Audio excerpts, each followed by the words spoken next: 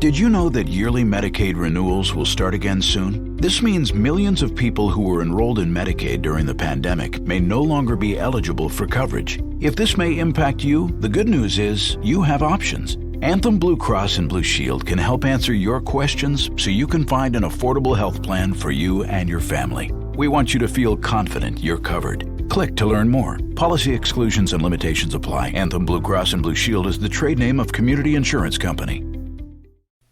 Welcome to the Boneyard with Steve Robertson. As always, I am your good friend and host, Steve Robertson, here on the magnificent Monday edition of The Yard. Hope things are well with you wherever you are today.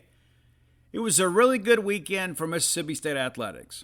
It was almost a great weekend, but it was a really good weekend. Anytime we get a chance to gather as a fan base out at Duty Noble Field, it's a wonderful thing. It's a great thing when we beat Ole Miss. It's a great thing we pick up a quad one win. It's also nice for us to get off to a good start in softball, right? It's nice to have some things to cheer for. We have more to cheer for these days than ever. I remind you, too, I had a discussion with the illustrious Hound Dog just yesterday. You know, sometimes we forget that Zach Arnett has posted W after W after W since we've hired him. We think about, the athletic school year, right? We're almost done with the academic school year. There's a lot to cheer for. You go back and you think, okay, promoting Zach Arnett was absolutely the right decision. Considering the circumstances around Mike Leach's untimely passing and the fact that we knew at some point Zach Arnett was going to be a head football coach somewhere, why not here? And all he has done is validate that decision ever since. It's an important aspect of this. You hire him, first thing he does is he fends off the poachers. We're trying to get your players to go into the NCAA transfer portal. There was rampant tampering going on. Bulldogs were able to kind of right the ship there. You put a top 25 signing class together, you lose one commitment. And of course, that was one they were okay with losing. Then you go win the bowl game and get a top 20 finish, and you put together an incredible staff. So W. Then you get into basketball season, and now here we are in late February playing meaningful basketball on both the men's and the women's side. Now baseball is here. Softball with a decent start. They're 6-4 overall, but they play in the Paradise Classic here about 2 weeks ago. Take down Florida Atlantic, Loyola Chicago, Bethune-Cookman. They lose to Iowa and lose to Stony Brook. This past weekend, a really good weekend, as they beat Indiana 12-2, a 5-inning, 10-run rule affair. They get revenge against Arizona. They lose to Michigan 5-4. They blast South Florida 8-0. They lose to Central Florida. So, kind of a mixed bag weekend. But listen, some important names with a W next to them when it comes to Mississippi State. And if you remember, wasn't great last year to start, and the next thing you know, we get rolling a little bit and achieve some history. So congratulations to the softball Bulldogs. And again, a lot to really be excited about right now as we think about the health of our athletic department. That's an important aspect of every bit of this. Every single bit of this is it's an important aspect of it. It really is. It's exciting to think about that, to say the least. There's no ifs, ands, or buts about it, right? I might have actually sent the wrong video. Let me check that real quick. I'll be right back. I was mistaken. I thought I was wrong, but I was mistaken. I did send the right video. But nevertheless, and you can find that on our YouTube channel at genespage.com, but also, too, it'll be uploaded a little bit later today on the 247 servers. So look forward to that. A little bit of a baseball review and preview. Trying to stay on top of that video content for you guys. But again, a lot to feel good about right now. We're going to break the whole weekend down, but again, tip of the cap to the Bulldog softball team. Let's thank our friends at Bulldog Burger Company. I love Bulldog Burger Company. It is a very, very, very faithful love affair. I know exactly what I'm going to get there. I'm going to go in, I'm going to sit down, I'm going to get quality service, I'm going to get quality meal at a great price. A lot of people out there are adding these fees to you eating with them. They're not doing anything to earn it. It's like, well, we're just going to pass along these expenses to you. I'm not a fan of that. I believe in pricing integrity, and that's one of the things that I appreciate and respect about Bulldog Burger Company. I'm getting the same quality meal for the same price that I was getting in a pre-COVID world. 3 great locations to serve you: University Drive here in Star Vegas, Gloucester Street there in Tupelo, Lake Harbor Drive in Origin Flowwood area. Be sure and go check that out today. You'll be glad you did. Have the spring rolls as your appetizer. They'll make you and everybody around you better looking. It's now in writing. It's a fact. Be sure to get those spring rolls. Some of you need it. I mean, really. I can tell who's had spring rolls recently and who hadn't. Trust the science with me on that. And have that great restaurant quality hamburger. Whether you get the Bryant, the Lauren, the Mission, the Good Morning Burger, the Freshman 15, you can't go wrong no matter what you choose there. You're going to get a quality meal at a quality price. And those portions absolutely substantial. Happy hour 3 to 6 every day. We've got some tap takeover stuff to give you too. This is our very first one. It's important you understand that. So this February 23rd is coming up here in a few days. From 5 to 8, the brewers from the Fertile Ground right there in Jackson will be there to show off 4 varieties of locally brewed beer. The Contours of Light Cherry Sour, Fertile Ground Pilsner, Mismo Mexican Lager, and the Forgotten Space IPA. Pretty cool. Pretty cool. Pretty cool. So Bulldog Burger Company will be among the first to have the Forgotten Space IPA. So if you're familiar with the fine folks from Fertile Ground, this is a new product for them. So be sure and show up, again, 5 to 8 there in Ridgeland. They'll be there in the capital city and have stickers, glassware, shirts, etc. to pass out to guests. They'll also be doing a growler raffle that night where the winner gets a 64-ounce growler of Fertile Ground beer of their choice. And the second and third place winners receive a 32-ounce growler of their choice. Well worth your time. If that's your thing, go to Bulldog Burger Company. An exciting event, February 23rd from 5 to 8. And if you're unfamiliar, be sure and go check them out. That is a Thursday night. So this Thursday night. So we'll talk about it again on Wednesday's show. The first tap takeover that we've told you about here on the Boneyard. Turn out for that. Thursday night's a good night to go do it. You got Bulldog baseball Tuesday, Wednesday, Friday, Saturday, Sunday. You're looking for something to do on Thursday, and you live in central Mississippi. Go to the Lake Harbor Drive location of Bulldog Burger Company for that tap takeover. Be sure and check it out and send me your reviews. I don't drink beer anymore, but I like to live vicariously through all of you. I don't drink at all anymore. And so if it's good, tell me it's good. It's not going to tip me, but I want to know that you had a good time. That's Bulldog Burger Company, the place where people go to meet. M-E-A-T. All right. I tell you what's interesting. The conversation this weekend, was about the Saturday loss to VMI. We're going to get to that later in the show. But when did beating Ole Miss become such a small thing? I mean, honestly, we had to win that game. We did. It was tough. It was far from a masterpiece of offensive execution on either side. But dare I say, we beat Ole Miss, and it just goes to show you how irrelevant that they are. That it was only like a handful of people that were making a big deal about this. Guys, it is a big deal when we beat Ole Miss in anything. I don't care if it's men's basketball or tiddlywinks. It's a big deal. It's a rivalry game. And it's one we absolutely had to have. That's the thing I think that it's important to understand is a loss to Ole Miss would have just basically wrecked our NCAA tournament chances, barring a huge run in the SEC tournament. Big win for us. We trailed by 1 at the break. State got off to that great start. And give Ole Miss some credit. They could have laid down. It's kind of Kermit Davis's last stand. And give Kermit credit. They were ready to play. 1 point lead at the break. And the next thing you know, we edge them out by 1. Had a chance to win that game late. And Tolu Smith, I thought, really exerted himself. We were able to watch the game during baseball. We had it up on TV. And our Paul Jones went and covered for us. We did have full coverage of that over at genespage.com. Be sure and check it out if you missed it, including video interviews, everything. A nice recap, and, of course, comments from Chris Jans as well as your players. But State dominates the overtime period. But I tell you, Tolu Smith, I really thought exerted himself. And I give Chris Jans and the staff a lot of credit. They are getting a lot out of Tolu Smith. I think we all would agree, we're going to go as far as he can take us. But the reality of it is there were times that Tolu wasn't living up to expectations. State is getting that out of him. And give Tolu a lot of credit. The guy's willing to take coaching. He is working within the framework of the offense. He knows he's going to get beat up every single game. His free throw shooting has improved. But late in that ball game, we absolutely had to have it. It was Tolu. It was Tolu saying, you know what, we're not losing this game. With 2:44 to play, Matthew Morrell knocks down a big jumper. Very athletic play. That kid's really good. Puts Ole Miss up 3. Deshaun Davis goes down, makes a basket to pull us within 1. Ole Miss makes 1 of 2 free throws. With a minute to play, we're down 2.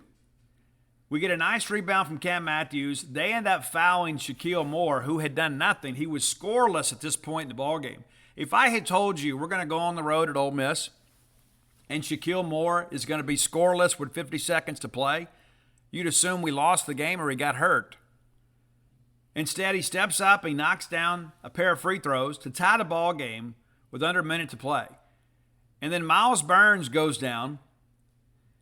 Really nice play here. They find him kind of streaking to the basket. He lays it up and in. We get the ball, and we got to have a basket. Who do we go to? We go to Tolu Smith. And it should have been an and one. I still don't know how they didn't call a foul there. But Deshaun Davis finds him down low. Tolu basically says, you know what? You're going to have to kill me because I'm going up strong here. And he did.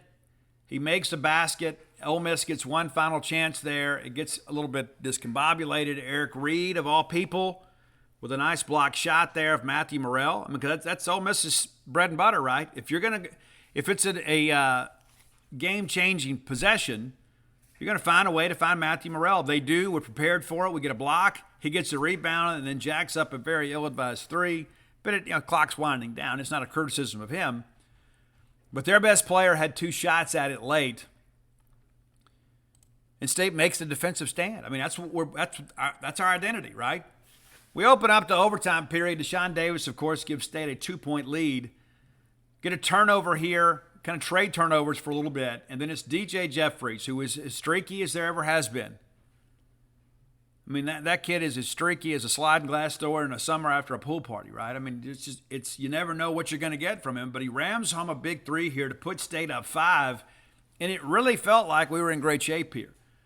Jamian Brakefield gets a layup right at the 3-minute mark. Tolu gets a foul. They make a change here. They end up missing the free throw. We go right back down the court. We go to Tolu, who, again, a nice power move up and in, puts us up 5. Morrell misses a jumper. Again, Tolu called for another foul. They make 1 of 2 free throws. So with 2 minutes to play, State has a 4-point advantage.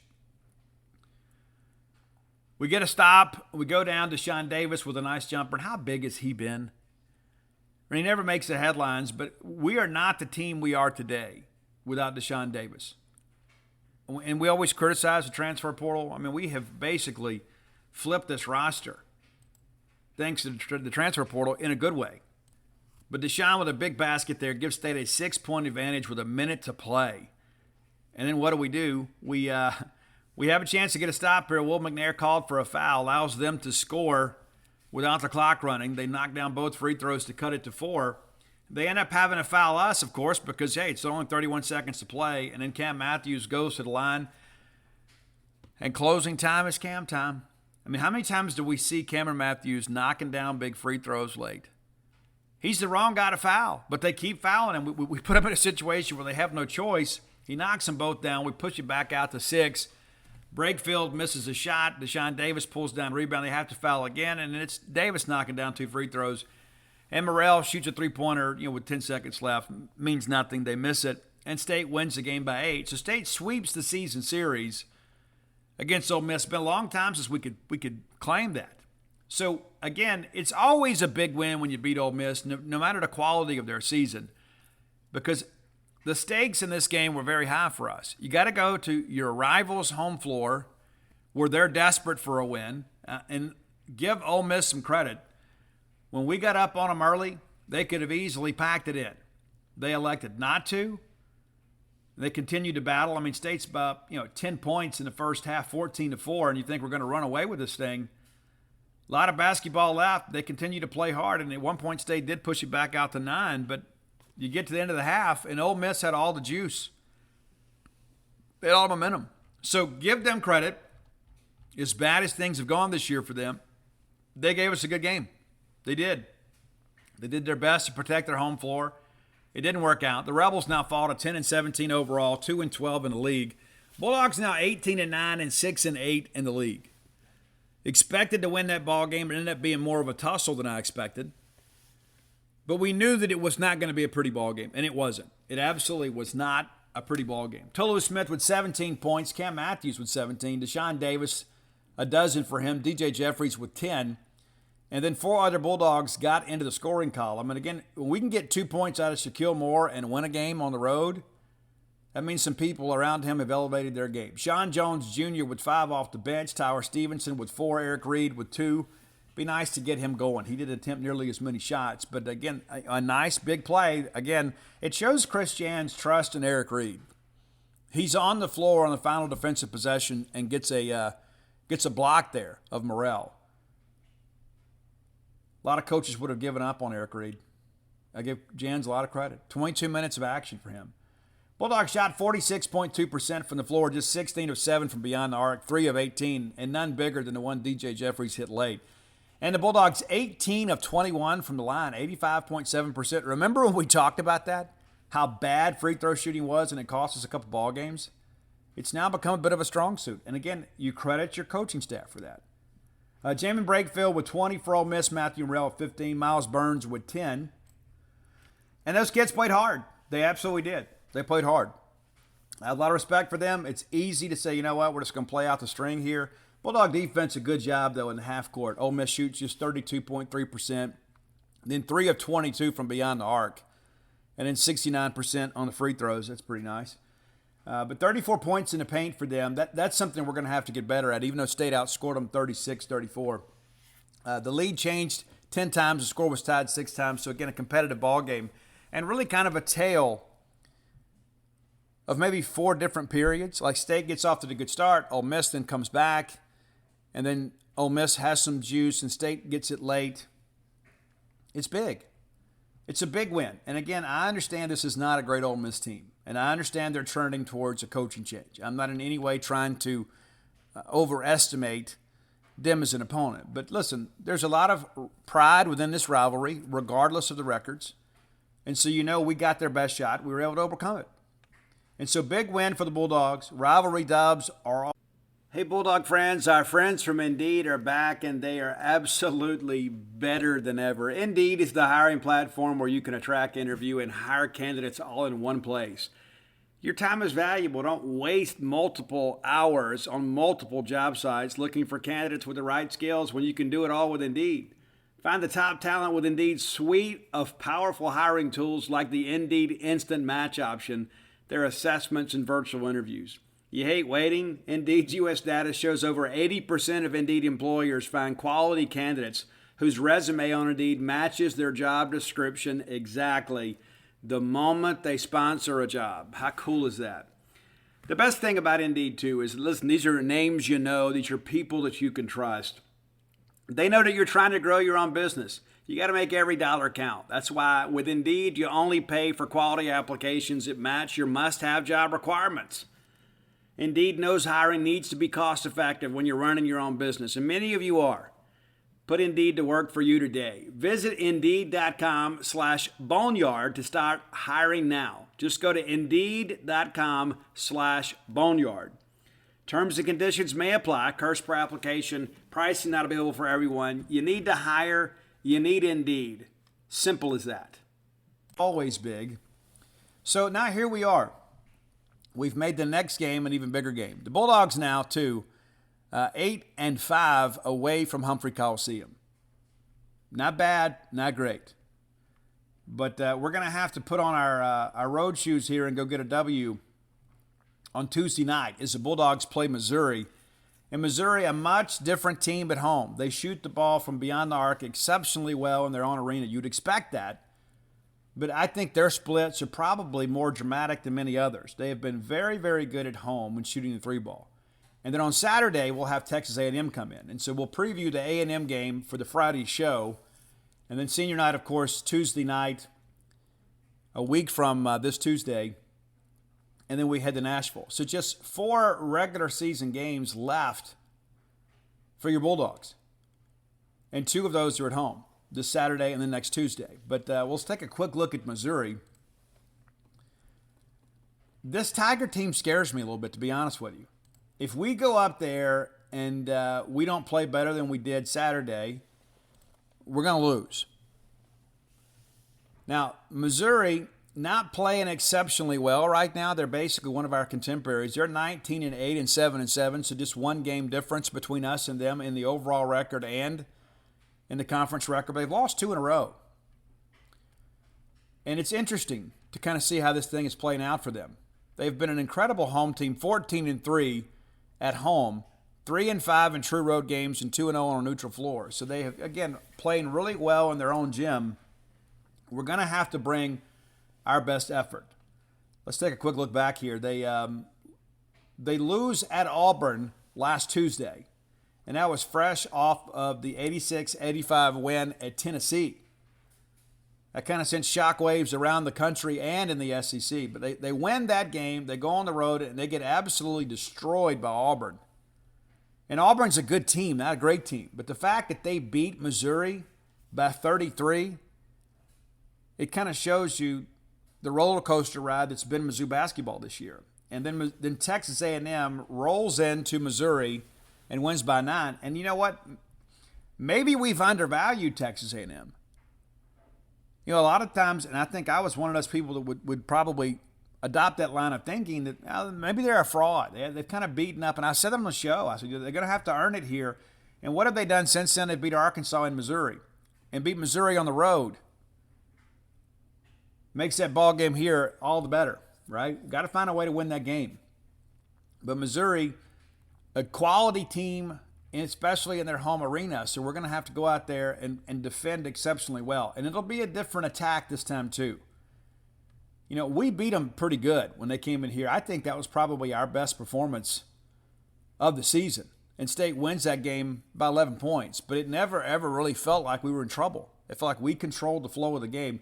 If we can force them to play our game, we're going to win this thing. If this is a game that ends up in the 50s or 60s, we're going to win this game. That's how I feel about it. We can't let them come out there and get hot early. And that's what they'll do. They'll come out there and they'll run some sets and try to get some open looks, try to make some three-point baskets because they have some guys that can really score. Kobe Brown is still that guy, man. That guy, he's still leading them. We did a great job defending them when they came to Humphrey Coliseum. But they're going to run their offense through him, averaging 16.5 points a game. Demoy Hodge was 13-7. DeAndre Golston with 10. He had a good game against us. 10.4 points for him. And then Isaiah Mosley, former Bulldog recruiting target, just under double digits. Played 14 games, started just 3. Coming off the bench for them. That wasn't what everybody sold us on, right? He was supposed to be the guy. And maybe on our team, maybe it's a different dynamic. You know, maybe it's another win or two out there if you've got Isaiah Mosley. But he has not been the program-changing player many people advertise him to be. But I'm excited about the ball game, and you should be too. And that's the thing too, is like every time you win one, you can't wait to play the next one. And it's crazy to look up and think, you know what? We're almost out of the regular season slate, and then we'll be in Nashville March 8th through the 12th, hopefully, for the SEC tournament. And how much fun is that? You know, I mean, you get up in the morning, you turn basketball on, and it's like on all day. And like every game matters to you because there's the potential of us playing one of those teams that's still playing. So I'm eager to see what the bracket looks like. And, of course, a lot of basketball left to be played between now and then. But the biggest game on our schedule is the next one, and that's Tuesday night. This is a huge week for us. You want to remove all doubt about your NCAA tournament worthiness? You win these 2 games this week, you can stop watching the bubble because you're going to be on the right side. And, of course, South Carolina comes in Tuesday. That's a game we should win. And then Vanderbilt, you know, Vanderbilt's played better as of late. But you feel like that, hey, if you can survive this week and do no worse than 1-1, you keep the dream alive, and then you've got to win those last 2, I believe. But if you win these 2 this week, I think you can kind of feel good about life. You know, obviously you can't lose out, but let's say you beat Mizzou, A&M, and South Carolina. I think it kind of renders that Vandy game somewhat meaningless as it relates to getting into the tournament. And I think deep down we are an NCAA tournament team. I think we're getting better as the year goes along. When you put together that nice 5-game winning streak and you lose to Kentucky at home by 3, and you go on the road and beat your rival school by 8, we're playing good basketball. Are we an elite team? Absolutely not. Do we deserve to be in the tournament? I think we do. Of course, I'm biased. But men's basketball is fun again. It is. I mean, when is the last time, and you guys would know this, but when's the last time during a baseball game that we want to have the basketball game on so we can watch? And so on one of the TVs in the press box, we had the baseball game, on the other, we had basketball. And once basketball was over, of course, we were able to switch it over. But the reality of it is people care about men's basketball again. And it's not just in the attendance. It's in the social media traffic. It's in the Bulldog conversation. Christian's doing a great job, an absolutely great job. And I think the best is yet to come. I think you all feel that too. I think we all understand that this is just year one. And when you look at the grit and the energy this team is playing with, what are we going to look like when we get a couple scores? We're going to be absolute uncharted hell when we get a couple scores. Because the foundation for this system is being put into place, and I think everybody feels, hey, this is a blue-collar deal. We're a blue-collar people. And so it matches our culture, and I think a lot of people will say, hey, you know what? Hey, we got the right guy. We can kind of move this thing ahead. Let's take a quick look at the SEC standings, too, just to kind of see where we are. Of course, we're working our way back up, right? We're not quite there yet. We had that dreadful start because we played two of the top teams in the country 4 times, right? Just our luck, right? And we talked about that. It wasn't a big surprise. We all saw it. We all knew that we had our work cut out for us. But looking at the standings now, LSU 1-13 in the league as they lose at home to South Carolina this weekend. You talk about a dreadful season. They start 12-1. They've lost 14 games in a row. Amazing. The only team that's comparable to them, Ole Miss, 2-12. Then there's South Carolina at 3-11, and again, that's a game we got to win. Georgia 6-8. That loss to them still stings. And then there's Mississippi State. Just ahead of us, Florida, Arkansas, Missouri, all at 7-7. So you feel like, hey, we're definitely going to catch Missouri if we can get that win. And then Vanderbilt has really come on here as of late. 15-12 overall, but 8-6 in the conference. We have to go to Nashville to play that game. It's not a sure win by any stretch. Then there's Auburn at 8-6, Kentucky 9-5, Tennessee 9-5, then A&M 12-2, Alabama 13-1. If you had picked A&M to be a game behind first place at the beginning of this year, I don't think anybody would have believed you. They're 20-7, 12-2 in the league, and of course Alabama 13-1, 23-4 overall. Alabama's still on the one line according to Joe Lunardi, but you got to wonder now with this A&M team, how good are they? And I think they're proving that. And so it's going to be a special night at Humphrey Coliseum. We need you to turn out and support the team. But again, congratulations to the men and everybody that wears a maroon and white shirt every now and again for another win over Ole Miss. Again, regardless of how their season is going, anytime you beat Ole Miss, it's a good thing. All right, time for today's Top 10 list, as always, brought to you by closewithblair.com. That's C-L-O-S-E with Blair, B-L-A-I-R.com. Blair is a mortgage professional. A lot of people are intimidated by the mortgage origination process. You don't even know how it goes. It's like, you know what? I don't know, Steve. It's just complicated. There's all these documents they need. There's all this information I don't know how to provide. You need somebody that can kind of hold your hand through that process. You need somebody that can push this thing along and make it as pain-free as possible. It's never easy. There's always stress and anxiety because like underwriters want all kinds of things that don't always make a lot of sense. Like they're making you jump over hoops, and there's all these things that it seems like, you know what do they need this for? Well, Blair's a guy that understands what they need and can prepare your loan package before it goes to underwriting to, reduce the number of pins. Your loan is pending approval based on these items that you need to provide. It's good to have somebody that's been there and done that. Blair's got 21 years of experience in the industry. I'm encouraging you today, if you have mortgage needs, reach out to Blair Chandler at closewithblair.com. If you mention to him you heard about him on the Boneyard, he's going to pay for your appraisal. It's about a $500 value. Blair's phone number is 601-500-2344. And if you're familiar with zip codes and area codes in Mississippi, that's his cell number. It is. You're not going to have to go through a receptionist or go through a voicemail, whatever. You go directly to Blair, 601-500-2344. If he doesn't answer right away, it probably means he's on the phone with another client. So send him a text message and say, hey, I heard about you on the Boneyard. I'd like to pursue a mortgage here. Maybe you're looking to refinance. Maybe you're looking for the dream of home ownership that has remained elusive. Maybe you're looking to start over in life. You need a winner, and that's Blair Chandler. Works at Fairway Mortgage, 21 years experience, top 1% close ratio in the country.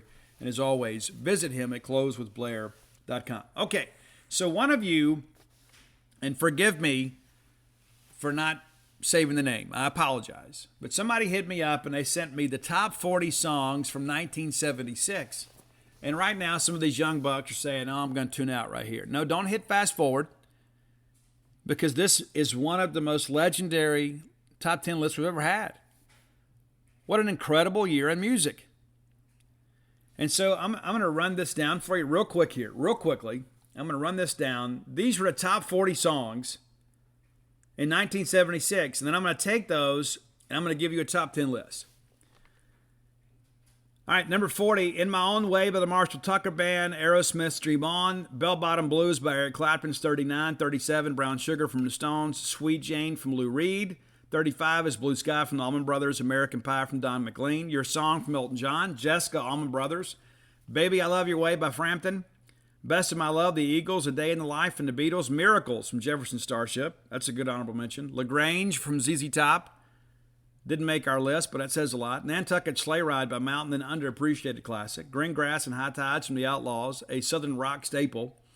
Give Me Shelter from the Stones, Nights in White Satin from Moody Blues, Sympathy for the Devil from the Stones at 22. Won't Get Fooled Again from The Who, Low Spark of High Heeled Boys by Traffic. We had that on the Steve Winwood list here recently. And A Guided Evita from Iron Butterfly, one of the forerunners of American metal. One of probably the greatest cover song of all time, All Along the Watchtower from Jimi Hendrix. All You and I from Yes, Taxi from Harry Chapin, Sweet Judy Blue Eyes from CSNY, Do You Feel Like We Do, Peter Frampton, Can't You See from the Marshall Tucker Band, then Funeral for a Friend, Love Lies Bleeding. Number 11, Hey Jude, you know who sings that. Close to the Edge by Yes is number 10. 29 Hours at a Time from the Marshall Tucker Band, Aqualung from Jethro Tull, The Whipping Post from the Allman Brothers, Roads to Moscow by Al Stewart is 6, Roundabout from Yes, that was recently on our Baselines list, number 5, Desperado from the Eagles at 4, Lego at 3 from Derek and the Dominoes, and then Free Bird from Leonard Skinner, the number 1, Stairway to Heaven. So how do you pick 10 of those? Well, I did. And now there may be some disagreements, and I'll give you a little grace today if you don't agree with the top 10 list, because of the fact there are probably 30 songs on here that are timeless classics. It's true. What a great year in rock music. So here's my top 10 from that 40. And again, this was the annual list, like at the end of the year. This wasn't like a snapshot of 1 week. This is like the top 40 from the year 1976. I'm from the 1900s. I was just 4 years of age when these songs were blasting out on AM and FM radio. So here we go. Number 10 for me, we're going to go with Clapton, which masqueraded as Derek and the Dominoes, with Layla at number 10. A song about George Harrison's wife. Can you imagine that? One of your contemporaries writes a hit song about your wife in today's climate? Are you kidding me? It's crazy. And back in the 70s, it's wondered, like in some states, it was still justifiable homicide. Like if some dude messed around with your wife, you could kill him and not go to jail. Many of you didn't know that. I think the state of Texas was the last to repeal the law. And the law in Texas was like, it didn't even have to be in the moment. Like if you found out that your wife was running around on you and then you went home and thought about it for 2 weeks, you could still go kill the guy and get away with it. It's crazy. It was, and that's it. Like in my lifetime, like in the or maybe in the late '60s, early '70s, that used to be the law in this country. It was justifiable homicide to kill some dude who's messed around with your wife. And Eric Clapton goes and writes a song about George Harrison's wife. Crazy.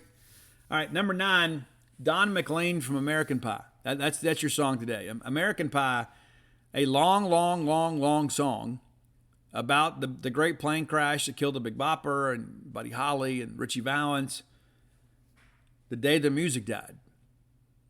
And Don McLean pens this opus, and this basically a Shakespearean sonnet set to music, one of the greatest songs in American music. Number 8, I had to work the Allman Brothers in here. Then there was so many I could choose from here, but I decided to go with the Whipping Post. Not just because of the fact that it was a little bit higher on the list. I just like it better. Because sometimes I feel like I've been tied to the Whipping Post. And the thing about the Allman Brothers that I love, it doesn't matter what it is, the songs are always so relatable. I mean, how many of you guys want to be the Midnight Rider, right? And how many of you were born a rambling man? I mean, it's like there's just so much of that is just so truly and authentically Southern. Number 7, if you've ever seen Wayne's World, that's one of the things that Wayne Campbell talked about.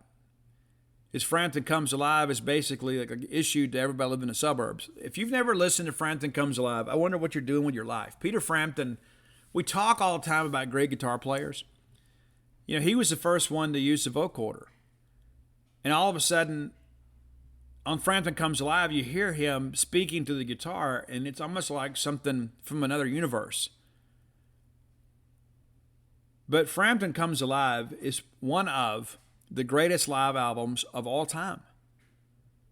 And a lot of people don't like the live albums. They don't like the crowd noise. And there were people that went in and did some overdubs and stuff like that to create some, some polish when it comes to these albums. But Frampton Comes Alive is true and authentic. And so in honor of that, we're going to go with Peter Frampton's Do You Feel Like I Do?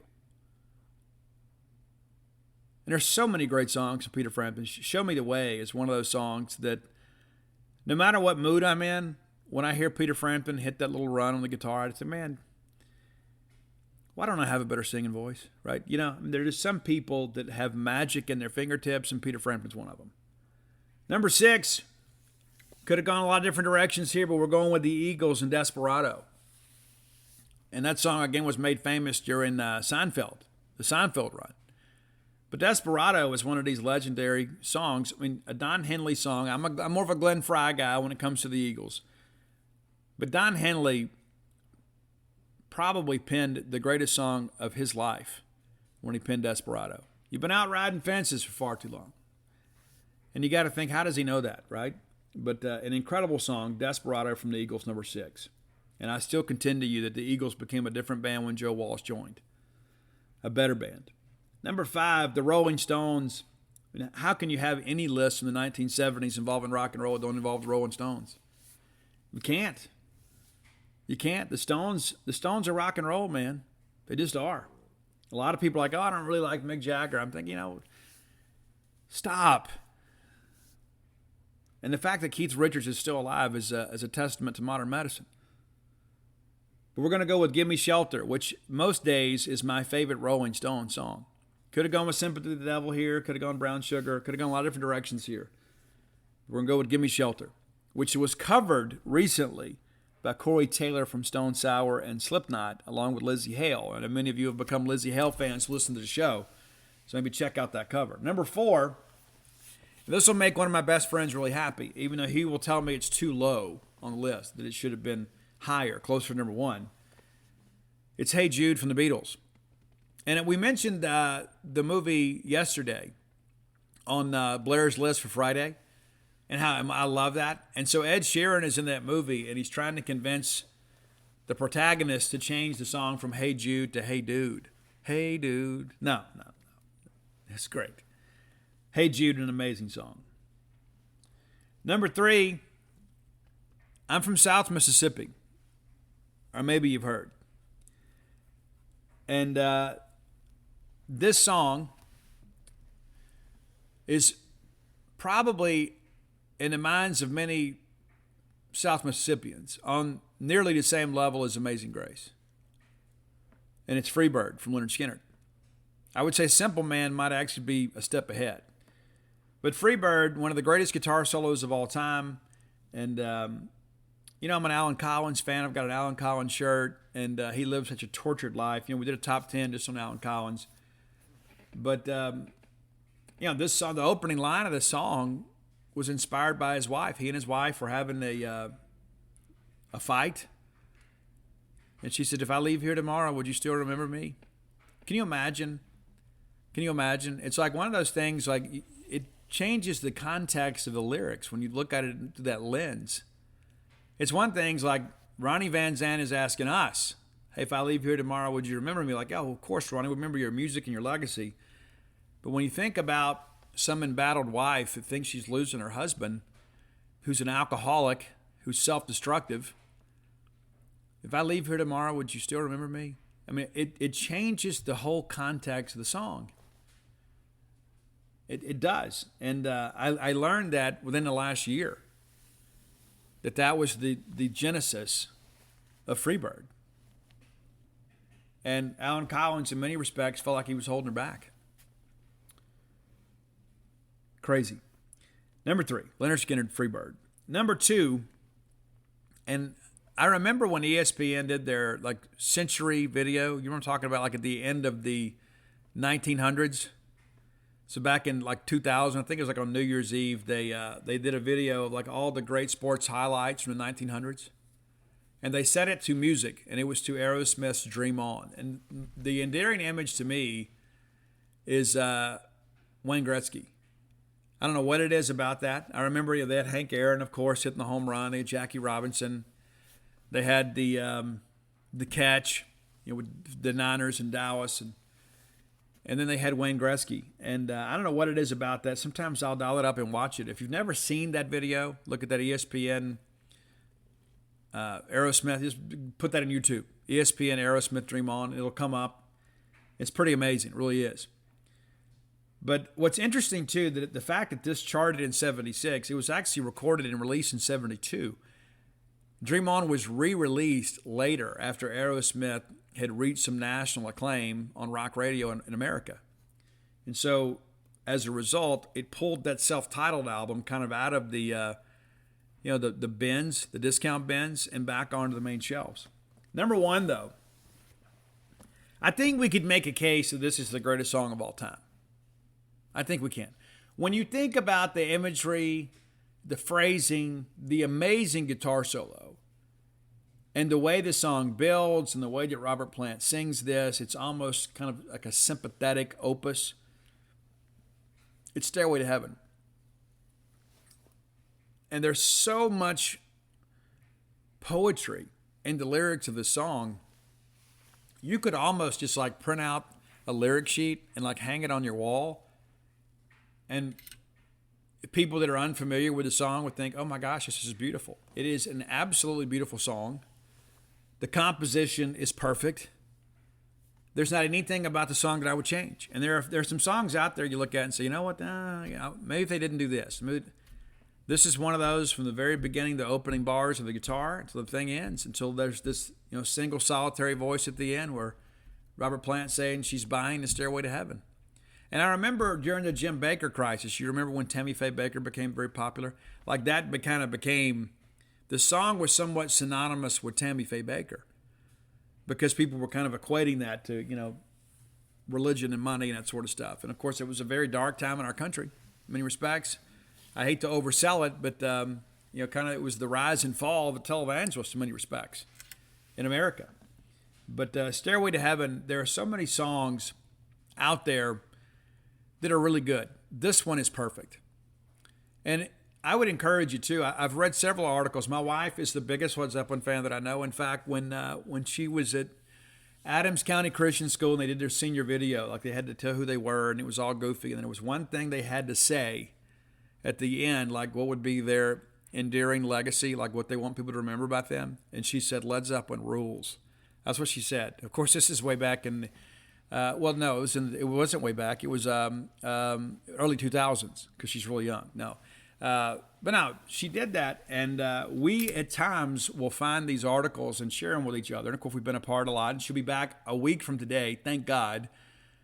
But like I'll find these obscure articles about the lyrical content in Stairway to Heaven.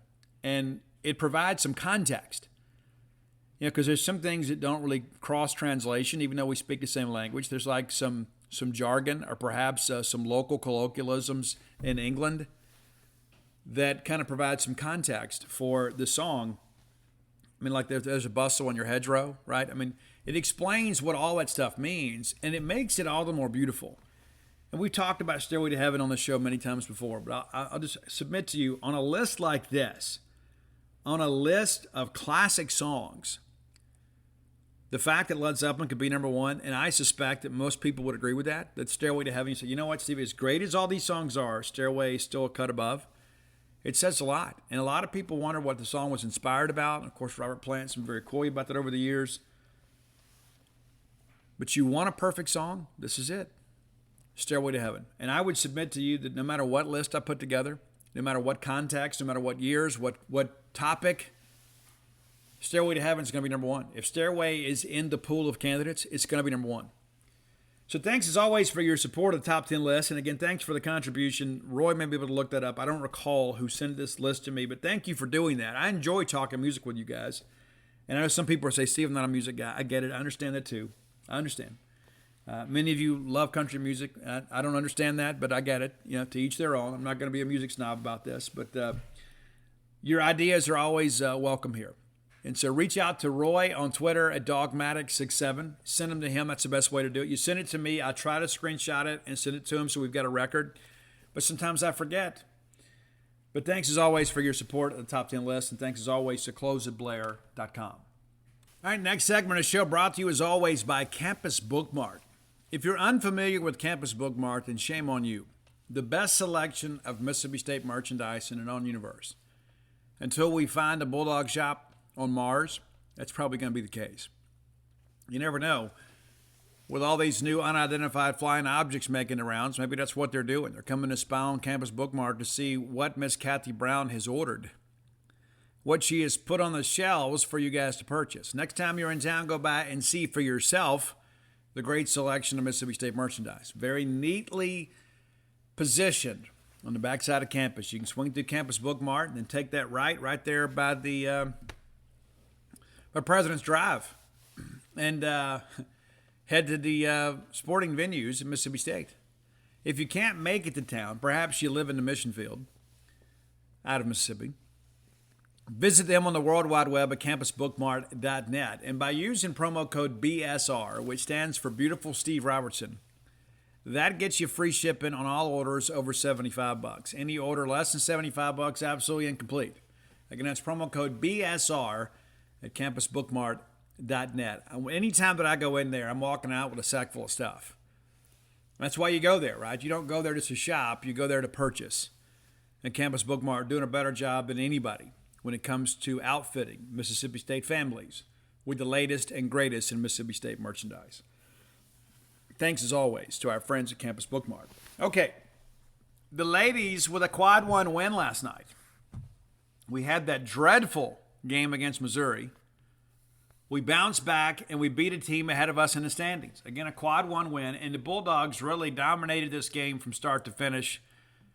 The fourth quarter was pretty much academic. State gets out to a 17-11 lead, and it's 35-18 at the half. The way that we were playing defensively, you almost feel like the game was over at the break. State then expands the lead there in the third quarter by just a basket, but 12-10 there. So really the fourth period was pretty much academic. And State goes on to win 60-45.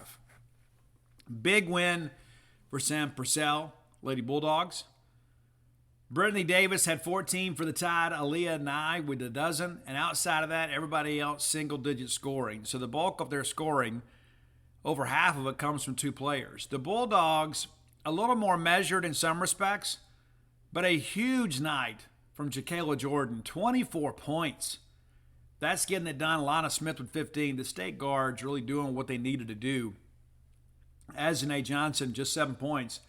And the biggest part of this is State won the game without Jessica Carter, who misses her second straight games. I understand we do expect her back. It has been a bit of a roller coaster with Jessica, as you guys know, throughout her time here at Mississippi State. But if State is going to make a run in this tournament, we're going to have her playing at a high level. So some time off probably good. The Bulldogs shoot 52% and still manage to get 26 points in the paint. Pretty impressive. 8 of 15 from beyond the arc for 53%. Free throw shooting pretty abysmal, but we didn't get to the line but 7 times. Just 2 of 7 from the line. Both of those free throws coming in the fourth quarter. We had 2 free throw attempts the first 3 periods of play, and still managed to win this game going away. Turned it over a little bit too. We did. We forced 20. We turned it over 22 times and forced just 15. So a net gain for them of 7. And State still won the game handily. And a lot of it's because of half-court defense. Not much question about it. Alabama pulls down 30 rebounds. Bulldogs get 40 without Jessica Carter. That's good work there. Ramani Parker picking up the slack there with 10 rebounds for her. So nice night, good team win here. And that's the thing, again, you have two ladies that kind of carry the scoring burden, but you have several other players. They kind of pick up the slack and chip in where they can. 10 blocks, too, for the ladies. Pretty impressive night. And so, again, you can't undersell the quality of this win. Mississippi State had to have it, and we got it. And now you start thinking about, okay, what's left? Well, 2 games left. That's it. Just 2 games left in a regular season slate. And here's the deal with that.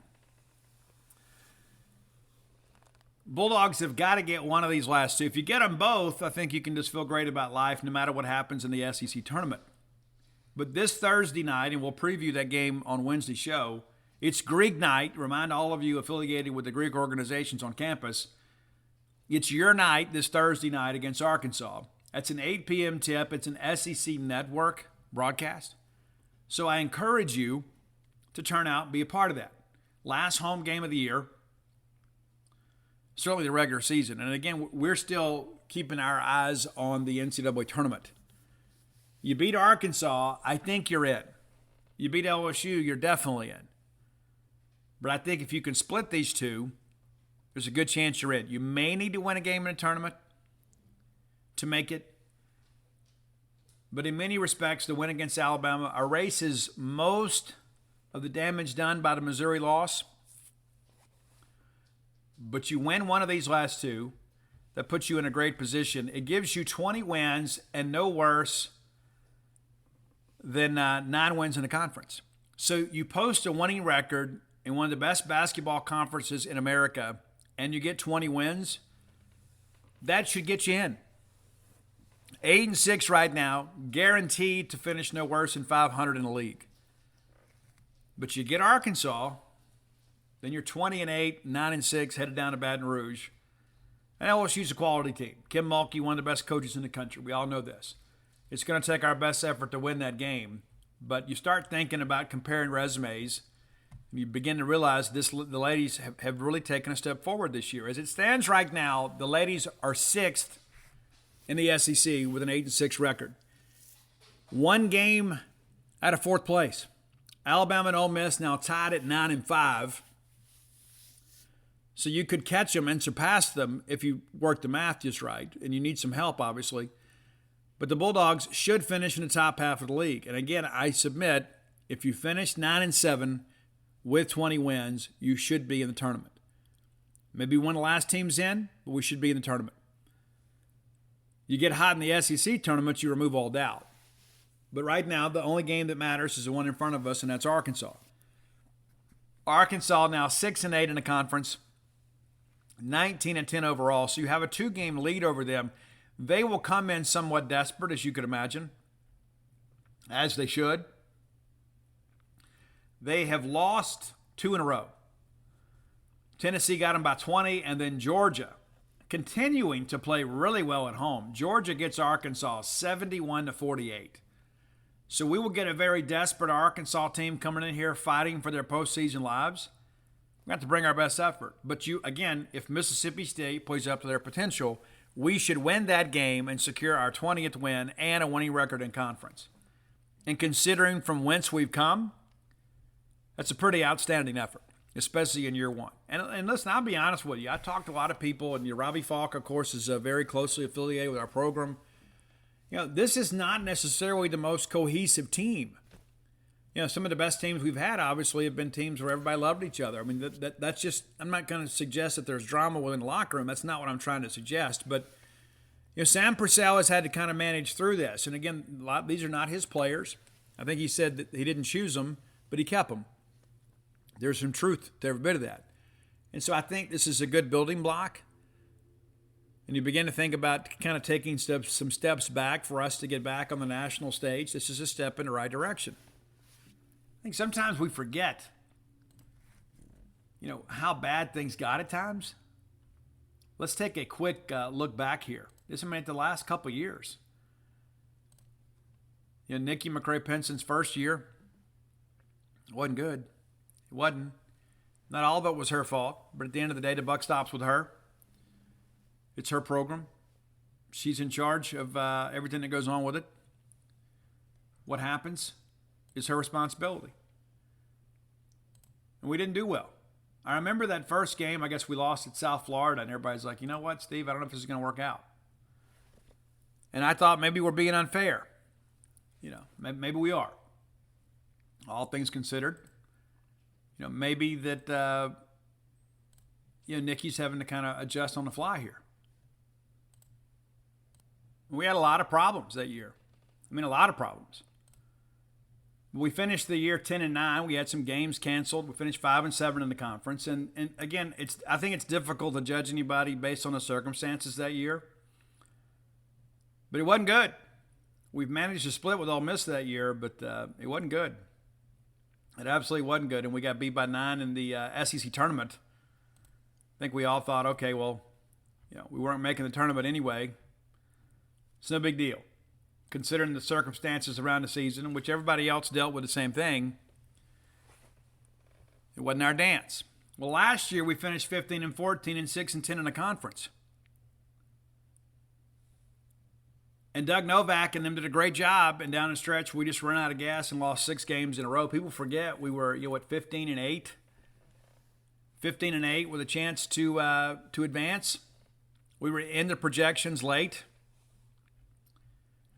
And now here we are, first year under Sam Purcell, with a chance to get to 20 wins. And that's an important plateau. It absolutely is. And hopefully some name recognition helps us. But the reality of it is that I believe that we are an NCAA tournament team, and I believe on any given day we can go out there and compete with anybody, as we've proven against South Carolina. And as some of our fans have pointed out, Steve, don't write off the LSU game yet. And you're right. You never know what's going to happen. But right now, we got to focus on and taking down Arkansas and taking another step forward as a program and another step up the SEC standings. There's a lot going on, to say the least. When we look at the schedule here, there is, tonight you've got Missouri at Texas A&M. Texas A&M has won just 6 games this year. You think Missouri should win that game? You never know what's going to happen, but you certainly expect them to get there. And then the next women's basketball game this week doesn't take place. As I'm trying to navigate through this, sometimes these websites are difficult. And maybe it's me. Maybe it's operator error. The next SEC game is Thursday, and there is a full slate of games. Alabama is at Florida. I think your rooting interest here doesn't really matter that much, but maybe you want Florida to win here. And then Kentucky's at A&M. So that's the last 2 teams in the conference. So somebody's got to get a win. I would suspect it's Kentucky. South Carolina is at Tennessee. That could be a little bit dicey. I think South Carolina is just at a different level. Missouri is then at Ole Miss. You certainly would like to see the Tigers win there, not just because it's Ole Miss, but because the Rebels are a game ahead of us in the standings. Then Auburn is at Georgia. The way Georgia's played at home, you got to favor Auburn. LSU is at Vanderbilt, and then Arkansas, of course, at Mississippi State. And so there is some room for the traffic to kind of clear around us a little bit. But we got to take care of business. And you get into the final Sunday, Georgia's at South Carolina. That's a South Carolina dub. A&M's at Arkansas.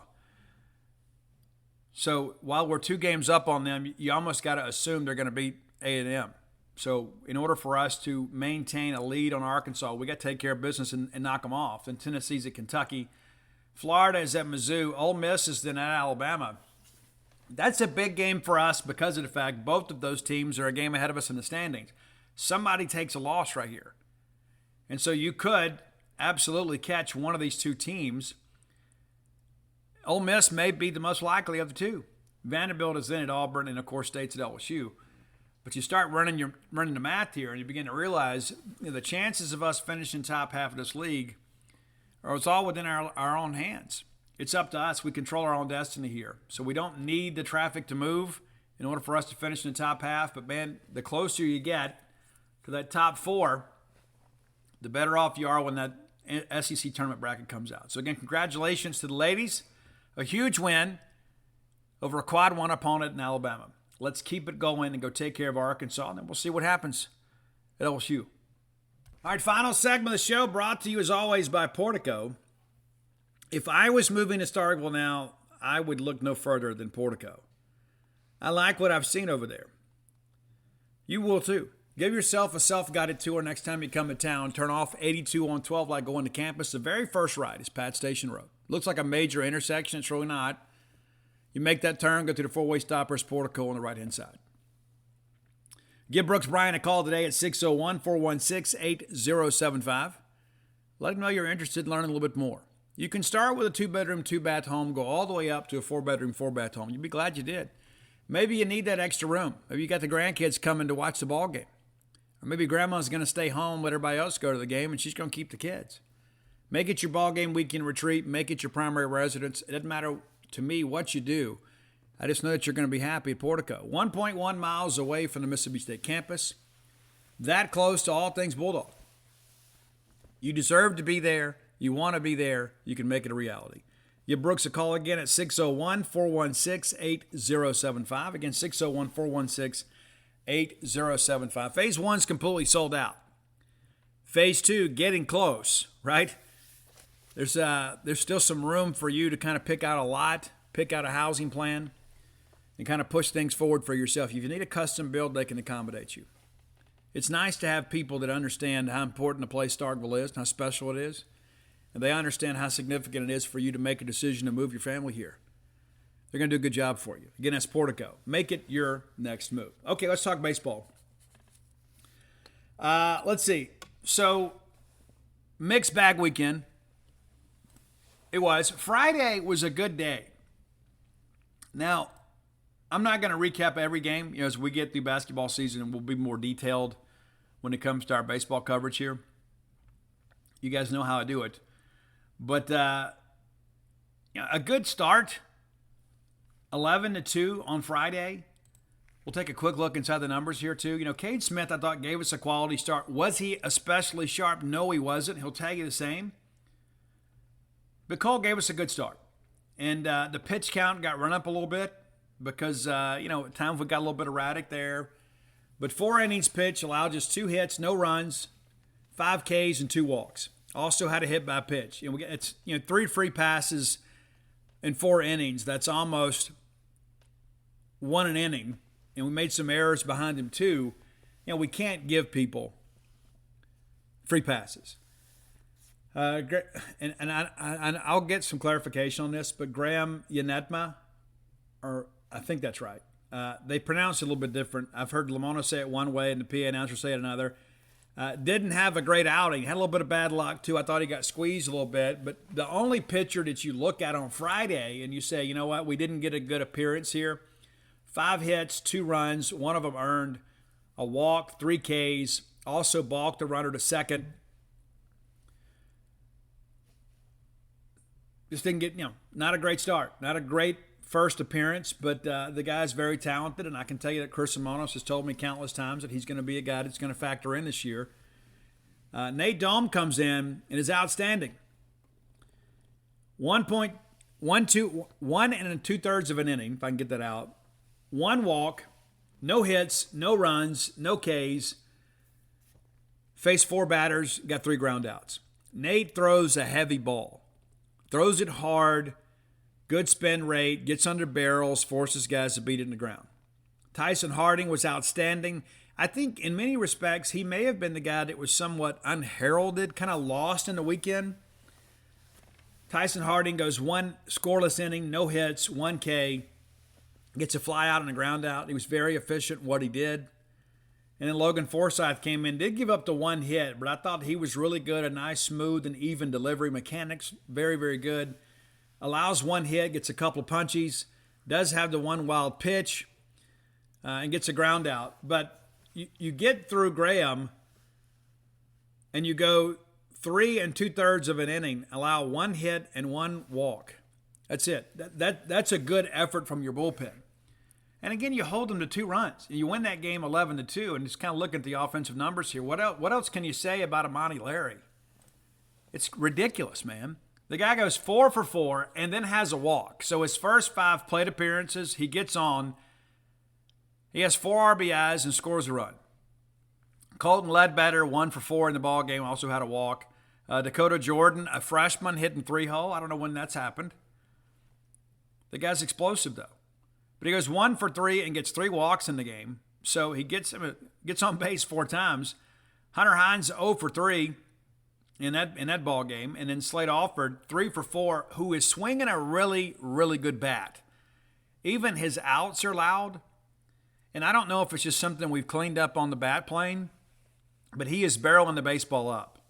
Kellum Clark then goes 1 for 5, scores a run, has an RBI. Luke Hancock down in the order goes 2 for 4. Bryce Chance, who currently leads Mississippi State in batting average. Who saw that coming? 3 for 5 and hits the first dinger of the year. Lane Forsythe 1 for 3. But, got to clean some things up, obviously. And we had 3 errors in the game, and one of those yielded a run. Otherwise, State wins this thing by, 11-1. And we missed some opportunities. We didn't get the big hit, and maybe we should have. But we did get some separation. It was a tight game for a little while. Of course, State jumps out there and gets the big lead. And the difference between Friday and Saturday is we continued to add to the lead, right? I mean, we scored as late as the 7th inning. I mean, you're up 3-0. They cut it to 3-2 in the 5th, and then you immediately answer, and it's 4-2, 6-2, 8-2, 9-2, 10-2, 11-2. That's what good teams do. When you get into bullpens, you continue to pad the lead no matter the circumstances. And that's one thing we didn't do on Saturday. So let's go ahead and talk about Saturday. Let's jump on it right now. So State jumps out to an 8-1 lead. And it's crazy. How many times have you seen us chase somebody's starter in the first inning and then lose the game? Holden Wilkerson is their number 2 guy. They're expecting him to be very good. He goes 2/3 of an inning, 4 hits, 8 runs, 4 walks, just the 1 K, but those 40 pitches in the inning and can't get 3 outs. It's pretty crazy. And so we run him out, and it's an 8-1 ball game, and then in the second, we push it out to 10-1, and we lose. And I'll be honest with you, when they put up 4 in the third and we didn't answer, I was a little bit concerned, but you tell yourself, well, it's still 10-5. We'll be okay. We'll win this game 20-10 or something. And then they put up 2 in the fourth, so they're narrowing the gap. We'll only get 1 back, and then in the 5th, they get 2, and then we don't score again. So all of a sudden, you look up, and it's like, we're in a ball game now. We get 1 in the 6th, they get 4 in the 7th. And then they get that important insurance run in the 9th. They made it stand up. Turns out they needed it. But here's the deal. If you get 17 hits and 13 runs in a non-conference game, you win the game. Period. You win the game. But we didn't. So why didn't we win? I wrote about this at length. We didn't win because we couldn't throw strikes. And it drives you crazy. If there's one thing about baseball that absolutely gets under my skin, it is a pitcher that is not willing to compete. Now, I understand every once in a while people have a bad day. You get a blister, you're not feeling right, you got a little tightness in your shoulder, whatever. There's always something, right? Pitchers have got to be tough. You're throwing a fastball overhead at 90, 95 miles an hour. It's one of the most difficult things to do in sports. It is. And then hitting that baseball is very difficult. But you got to be willing to go out there and compete. You got to trust your stuff. You got to have confidence in yourself, and you got to go compete. If they hit you, they hit you. That's part of competition. But you can't walk the ballpark, and that's what we did. KC gets an 8-1 lead. We didn't have a great first inning. But then after that, it's like, okay, you're up 8-1. Go pound the zone. Even if you got to take a little something off, just go pound the zone. Nothing irritates a coach more than after you put a big inning up and you get some separation within the game and you just start walking people. Now, the second inning we were fine. The second inning we get to 1-2-3. But it's after we push it out to 10-1 that all of a sudden we just lose the zone here. We walk the leadoff hitter, walk the two-hole hitter. Then all of a sudden there's wild pitches and stolen bases. We walk the bases loaded. And then we walk in a run and we pull KC. So it's like we go from maybe a shaky first inning to a really good second inning to the third inning. We just completely lose it. Completely lose it. Did we relax? Put too much pressure on ourselves? I don't know. Then we bring in Stinnett. And I don't know how well we can trust Parker Stinnett at this point. I don't know. He's been up and down. But he gets a fly out here, and then there's a stolen base, and we give up a single, allows 2 runs to score. Both of those charged to KC Hunt. And then we get back-to-back strikeout swinging. And so, it's easy to kind of jump on this thing and say, well, I don't know if we can trust Parker Stinnett. And I don't know if we can either. I'm just kind of being honest with you. But we get out of that jam, and then we come back, and Stinnett goes 1 2/3 of an inning, allows 2 hits, 2 runs, one of them earned. He didn't walk anybody. And so it's like I look at this and say, okay, I got a couple punchies here, but 27 pitches. I know what we got last year at times. Some Parker was outstanding. Other times it wasn't. I want to attribute some of that inconsistency to the injury. But I don't know at this point you look at this and say you got to move on from him. Tyler Davis, a highly heralded transfer. I got it. Was a former starter and closer at VCU. We're really excited about him. Did not have a strong appearance.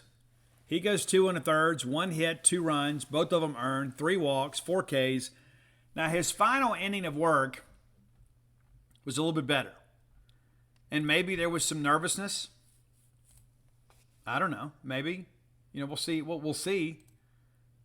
But he gets a 1-2-3 inning there in the 6th. And that was against 4-5-6.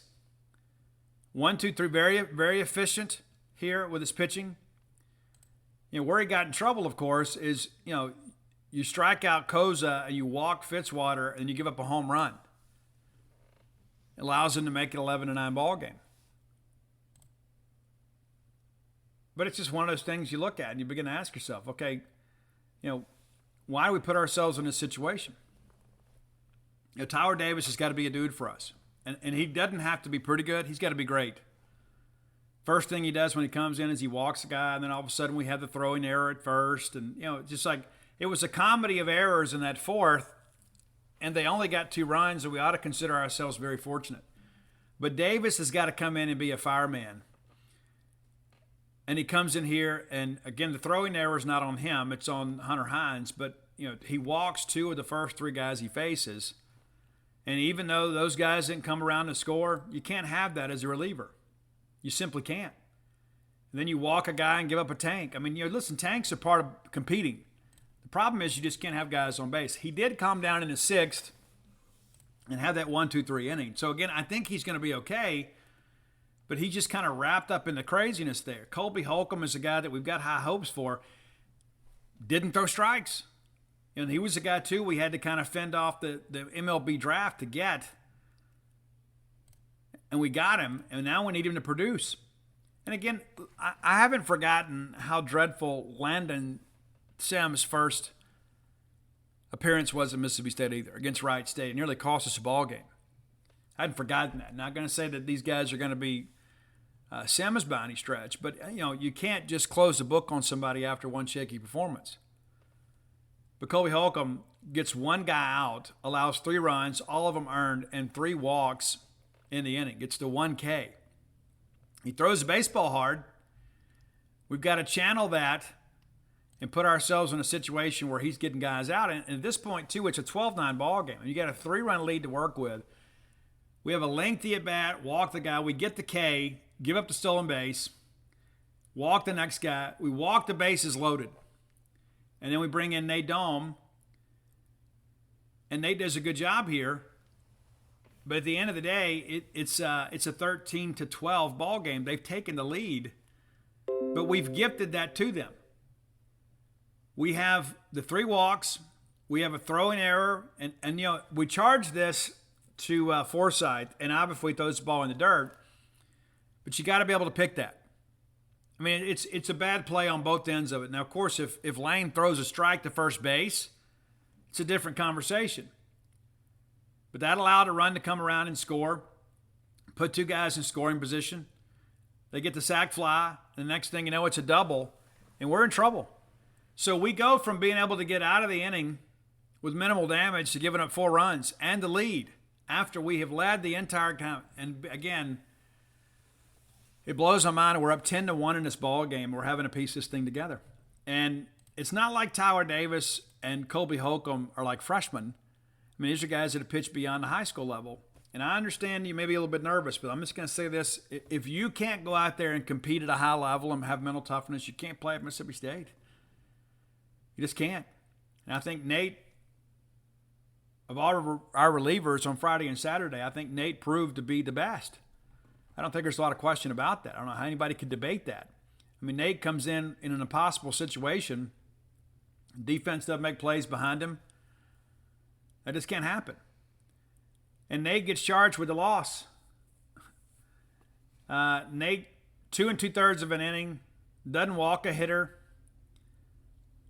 And they've changed some of this box score stuff around. They've charged some of this stuff. You know, he gives up 3 hits, a couple runs. But, you know, it's not good.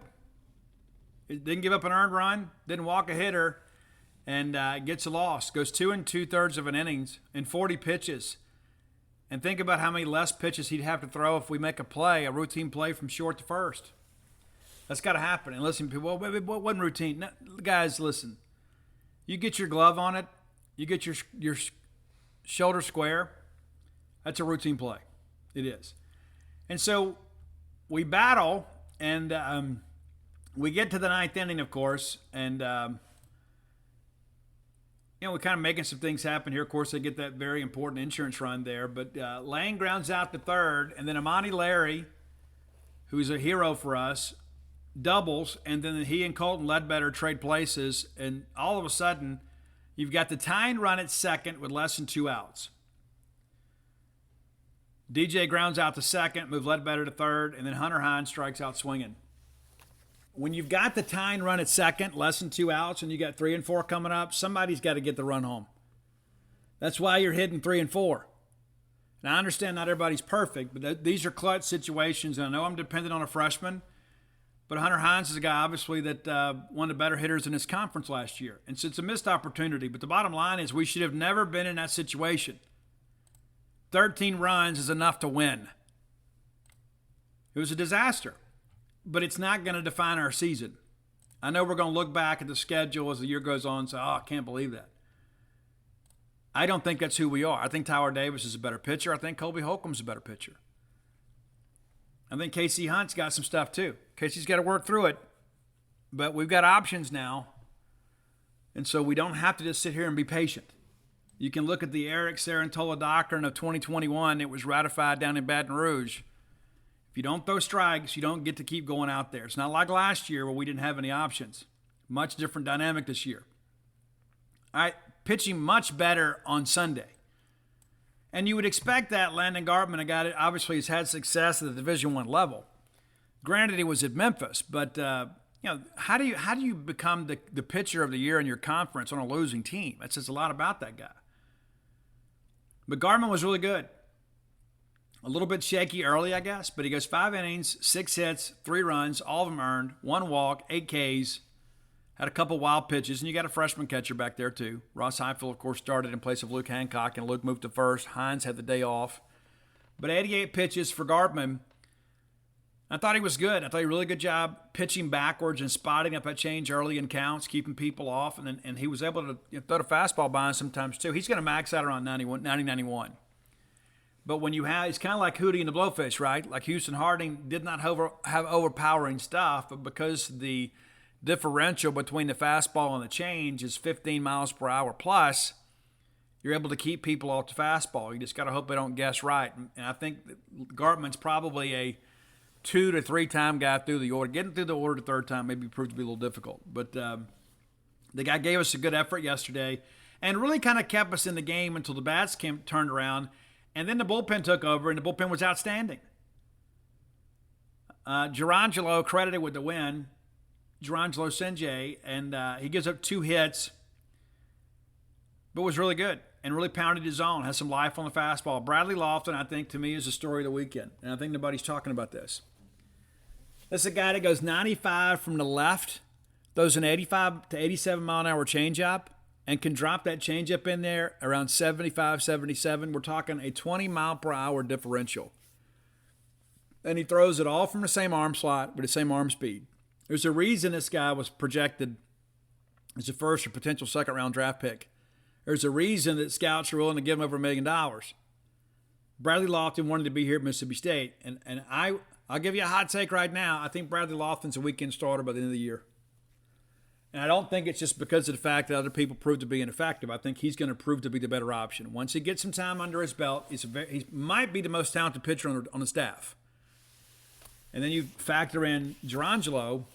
Are those guys starting in the 2 months? When you got 3 weeks to kind of figure this thing out before you get into conference play. Tyson Harding was good. 1 inning pitch, allowed 1 hit, had a punch out. But again, 13 pitches. Hey, if you're going to run somebody out there and we can get out of the thing with between 10 to 15 pitches, that's great. And that's what Bradley Lofton did. That's what Tyson Harding did. And Aaron Nixon did it in 18 pitches, and I thought he got squeezed a little bit on that walk.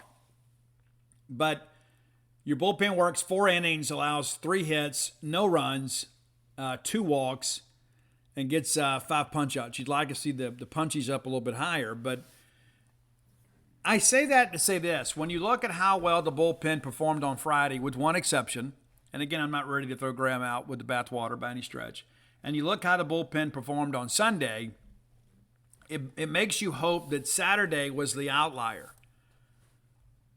And I think, again, when you go back and look at those guys on Saturday, Davis has done it at this level before.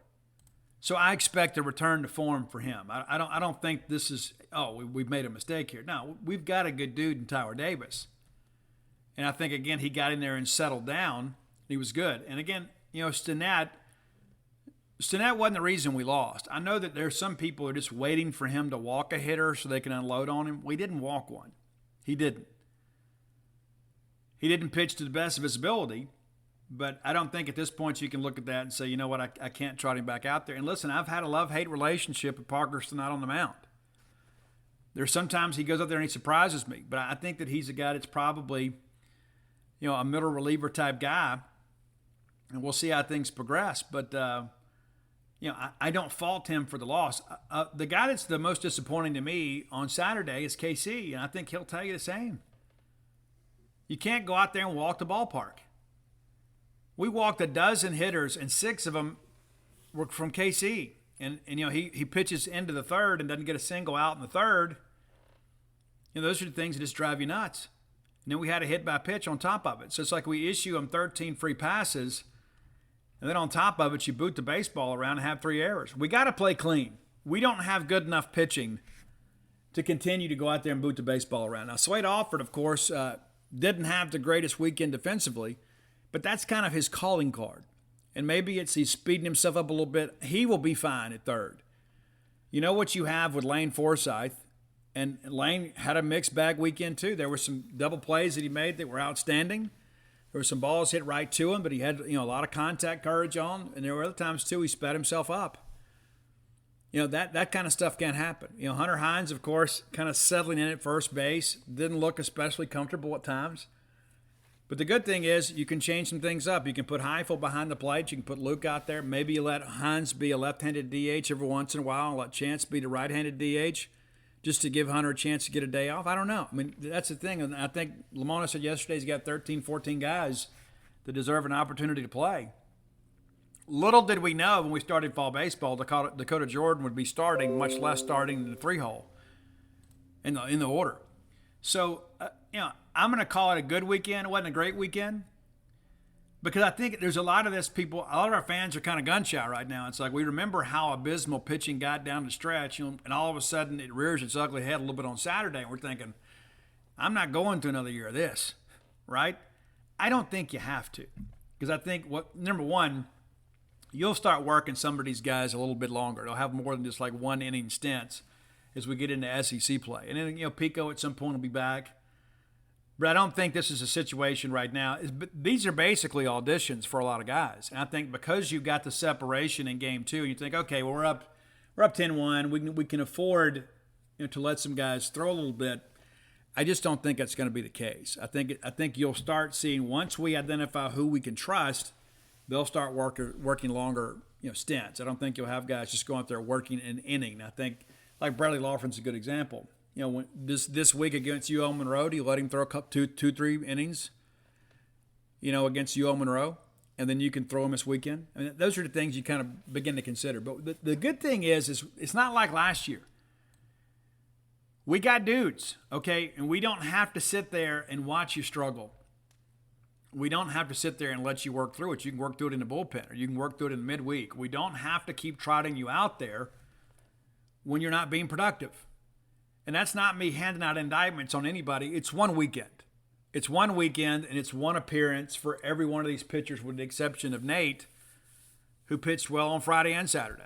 I think Nate Dohm's going to be a guy for us. You start thinking about him being the guy that bridged the gap to get you to Nixon. I think you start feeling pretty good. But right now, there's going to be some mixing and matching. We figure out who can kind of carry the freight for us a little bit. So don't be surprised. We get into SEC play and you got Gerangelo and Bradley throwing a lot more. Because I really believe in many respects, and this may sound sacrilegious, I think our more talented pitchers on this roster are the freshmen. I think we've recruited well, contrary to popular belief. And I'm going to say one other thing, too. I read some of the social media commentary. And let me make sure that I establish this. I love Mississippi State baseball. I love Mississippi State baseball more than I love a coach, more than I love a player, more than I love a fan, more than I love a stadium, more than I love an administrator. I love Mississippi State baseball above all of that. Nothing and no one is bigger than the program. But for people to suggest that Scott Foxhall hadn't gone out and recruited hard and hadn't worked hard to get these guys, you're kidding yourself. You don't have Nate Dohm without Scott Foxhall. You don't have Aaron Nixon without Scott Foxhall. You don't have Bradley Lofton. You don't have Gerangelo without Scott Foxhall. So for those people to suggest that, not to mention, do you really think Chris Lemonis wouldn't have his pitching coach on the road during recruiting? I mean, give me a break.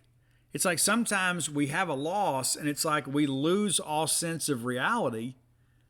And like, it's not enough that we're struggling. Well, let's go add to it. I think life is difficult enough as it is without us adding fake drama to it. So if you've read some of those comments out there, let me just tell you, they're untrue. They're completely false. And it's like all of a sudden we want to find a convenient villain and jump on their back and pin them for this. We had a bad day on the mound Saturday. We did. We had a good day Friday. We had a great day Sunday. Gartman could be a little bit sharper, but he settled in and did a really good job. I think we like what we see there. But we're going to find some consistency because we're going to find guys that we can trust, and then we're going to lean on them to carry more of the workload. There's nothing out there that says we have to put anybody on the mound. It's not Little League Baseball where you're guaranteed 2 innings a week. It's just not the case, as we've shown in the past. And Chris Lemonis and Scott Foxhall are not scared to make the difficult decision. I firmly believe last year was the outlier. But we'll see. We got some very talented arms on campus. How we utilize them, we'll see. And again, Tuesday and Wednesday, Louisiana Monroe is in. It's a 4 p.m. first pitch on Tuesday, 3 p.m. on Wednesday. And then we'll have Arizona State coming in this weekend for a big 3-game set. And listen, I know Arizona State wasn't great last year, but it's still Arizona State. A lot of respect for that program. In many respects, they're kind of a comparable program to Mississippi State. They're going to recruit well. They're going to bring talent. They're going to have a couple guys that are expected to be pros. It'll be a good test for us. We need to win these 2 midweek games. And I hope that we can win them in impressive fashion. I mean, obviously, like yesterday, we had to kind of grind that thing out. We did. That's incredible, too. 5 players have hit home runs. Kellum Clark with 2. But 5 different players. And we've kind of got a pool. We were talking about this in the press box. I think we end up having 6 guys go double-digit home runs. I do. I think we'll have 6. And I think in the end of the year, we're going to be a very good offensive team. And I've said for months now, this team will be defined by the quality of its starting pitching. And again, if you look at the starts, you got the best start from Landon Garman. I thought Cade Smith was good. I didn't think he was great. I didn't think he was especially sharp, but he was good. And KC wasn't. And that's just the reality of it. I wouldn't call it for what it is. But it doesn't mean that I completely shake things up this weekend. But if we go back out there this weekend and we don't have the performance that we need to have, we got to make an adjustment before we get an SEC play. Simple as that. No matter who they are, no matter how long they've been here, no matter how much we like them, nobody is bigger than a program. Nobody is bigger than Mississippi State baseball. And again, I think Scott Foxhall, when you see his handling of Eric Sarantola, will show you he will give a guy every opportunity to make it, but once it's evident that he's not going to, they'll make a change. That's how things are worked. I mean, Chris Lemonis and Scott Foxhall are not going to just go out there and just go through the motions. And there are some people out there that, listen, they claim to love Mississippi State baseball, but they criticize us at every single turn. And I know a lot of that's because it matters. But you got to give these guys the benefit of the doubt, too. They have done it and come through for us in the past. And last year, I think, is an outlier. Again, you think about what happened last year when you lose 4 pitchers for the year, not to mention what you lost to the draft. And said, well, Steve, you got to be able to anticipate that. Yeah, that's true. It's part of the gig. And we didn't utilize the portal well enough before the 2022 season. We didn't. We didn't go out there and get a couple of arms that could have made the difference. Little did we know we're going to have the injuries we had. And maybe there was this bit of melancholy. It's like, I don't want to run anybody off that won a national championship, and you know what? That's probably the right decision to make. But I think that was part of an issue with the season last year. But this year, you've got more options. You've got some young guns that are going to be big-time guys. But to not give Scott Foxhall credit for helping to get those guys, you really think your hitting coach went out there and recruited the pitching guys? I mean, come on, give me a break. I mean, a guy that's a Major League Baseball prospect's not going to have a relationship with his pitching coach in college. Come on. You're just saying stuff to talk now. Anyway, that's it. I'm done talking for today. Go to dogpilethebook.com. You get all my sports books there. It's Dogpile, Flim Flam, Alpha Dog, Stark Villains, and, of course, Bloomsville Leander, available through Amazon.com, BarnesandNoble.com, BooksAMillion.com. Stark Villains gear available at StarkVillains.com. And, as always, come be a member of our wonderful community at JeansPage.com. Until next time, let's all live our lives in a way we'll make more friends than enemies, and people can see a difference in the way we live. Right now at the Home Depot, we're making it easy to get your bath done right with savings on our latest styles, like the Glacier Bay Oswell High Arc Bath Faucet. Its matte gold finish and elegant lines are a timeless modern accent in any bathroom. Choose from complete curated looks to refresh any bath from start to finished with confidence. Get up to 40% off select bath right now at the Home Depot. How doers get more done.